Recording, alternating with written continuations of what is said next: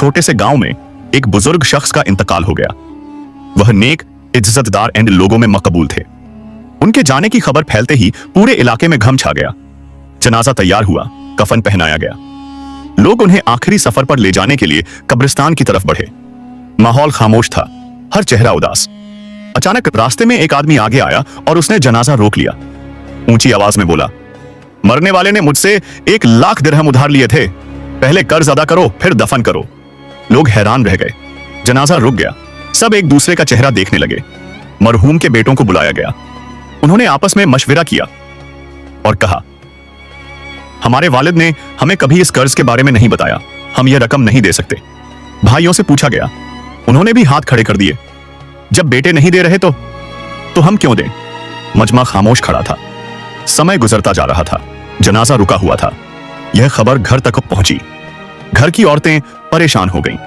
मरहूम की बेटी ने जब सुना कि उसके वालिद का जनाजा कर्ज की वजह से रुका है तो उसका दिल टूट गया।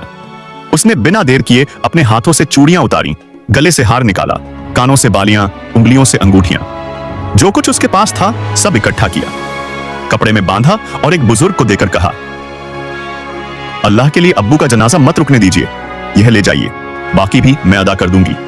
वह बुजुर्ग दौड़ते हुए जनाजे तक पहुंचे। सांस फूल रही थी।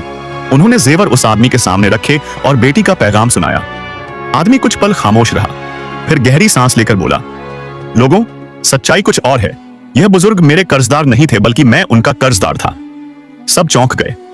उसने कहा, मैंने यह सब इसलिए किया ताकि देख सकूं असली वारिस कौन है। आज मुझे जवाब मिल गया। उसने ऐलान किया, असली वारिस वह है जिसने बाप की इज्जत को अपनी इज्जत समझा। असली वारिस बेटी है। मजमे में खामोशी छा गई। बेटों और भाइयों के सिर झुक गए। उस आदमी ने कहा, यह 1 लाख दिरहम बेटी के लिए हैं और उसके जेवर उसे वापस दिए जाएं। जनाजा फिर से उठाया गया। इस बार माहौल अलग था। लोगों की आंखों में सिर्फ गम नहीं, एक सीख भी थी। सीख, औलाद में बेटियां रहमत होती हैं।